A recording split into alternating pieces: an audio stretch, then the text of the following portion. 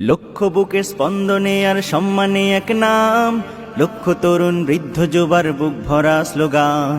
লক্ষ বুকের স্পন্দনে আর সম্মানে এক নাম, লক্ষ তরুণ বৃদ্ধ যুবার বুক ভরা স্লোগান। সব বাতিলের আতঙ্ক এক হকেরই তুফান, সব বাতিলের আতঙ্ক এক হকেরই তুফান। দিন বদলের সংগ্রামে যার বিকল্প কেউ নাই। সালাম জানাই পীর সাহেব চরমোনাই, সালাম জানাই পীর সাহেব চরমোনাই, সালাম জানাই পীর সাহেব চরমোনাই, সালাম জানাই পীর সাহেব চরমোনাই, সালাম জানাই পীর সাহেব চরমোনাই, সালাম জানাই পীর সাহেব চরমোনাই, সালাম জানাই পীর সাহেব চরমোনাই। আজ মোরা সব দিলের মাঝে দিনের আলো জ্বালো, দিন বিরোধী ইস্যুতে ফের বজ্র আওয়াজ তোলো। আজ মোরা সব দিলের মাঝে দিনের আলো জ্বালো, দিন বিরোধী ইস্যুতে ফের বজ্র আওয়াজ তোলো। খানকা থেকে ময়দান তক তোমার মতো নেতা যে আর নাই। সালাম জানাই শায়েখ।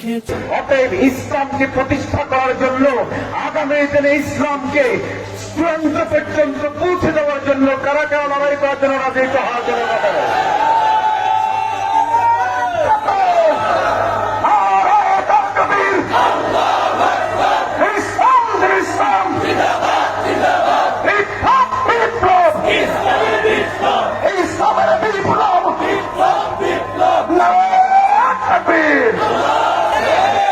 যারা দুর্নীতিবাজ, যারা টেন্ডারবাজ, যারা সংগ্রামবাজ, এমন কারো রাজনীতি বাংলার মানুষ আর দেখতে চায় না।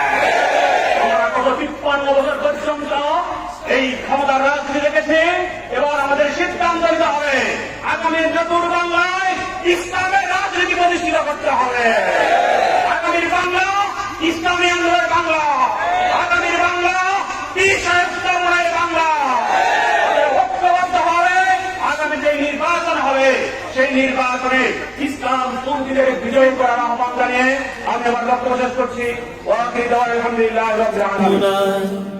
সালাম জানাই শায়েখ চরমোনাই, সালাম জানাই শায়েখ চরমোনাই, সালাম জানাই শায়েখ চরমোনাই, সালাম জানাই শায়েখ।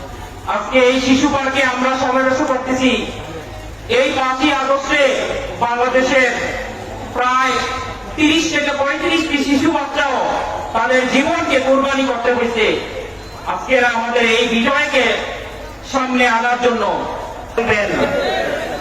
আপনারা যতদিন ক্ষমতায় আছেন, আপনাদের কাছে আহ্বান থাকবে, এই স্বাধীনতার ৫৪ বছরে যারা দুর্নীতি করেছে, যত টাকা দুর্নীতি হয়েছে, এই টাকা ফেরত আনার ব্যবস্থা করেন।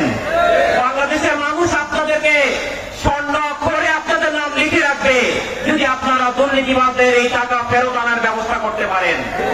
জন্ম মিথ্যা ইতিহাস মুসলমানদের ইসলামের ইতিহাসকে বিকৃত করে, মিথ্যা ইতিহাসের মাধ্যমে মুসলমানদেরকে কলঙ্কিত করবে, ইসলামকে কলঙ্কিত করবে। এই ধোঁকাবাজদেরকে আমাদের বাংলার জমিনে মাথা উঁচু করে ভারত দেওয়া যায় না। চোর দুই প্রকার, একটা হলো স্বভাবী চোর আর একটা অভাবী চোর। স্বভাবী চোর বলা হয়, অভাবী চোর বলা হয় এখন না খেয়ে মরার মতো কুকুর, কোথায় কোনো খানা নাই, বাচ্চাগুলো না খেয়ে মরা পণ্য, এরকম এক কথায় নিরুপায় হয়ে চুরি করছে। এইটা কি চুরি? অভাবী চুরি। ইসলাম বলেছে এই চোরদের হাত কাটার নির্দেশ ইসলামের মধ্যে নাই।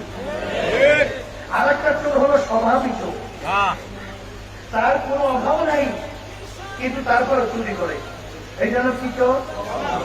আমাদের বাংলাদেশের ভিতরে এমপি মন্ত্রীরা চুরি করে, সব তো অভাবী চোর। স্বভাবী চোর। এই স্বভাবী চোর ইসলাম বলছে এদের হাত কেটে দাও। আজকে বাংলাদেশে যদি একটা স্বভাবী চোরের হাত কাটা হতো, বাংলাদেশে এবার খারাপ যারা মেহনতি মানুষের কষ্টি উপার্জিত সম্পদ বিদেশে পাচার করা সাহস পেত না। এই হিসাবে এই স্বভাবী চোরদের হাত কাটা দরকার আসছে না? নাই, এই দেশ একটা স্বর্ণের দেশ হয়ে যাবে।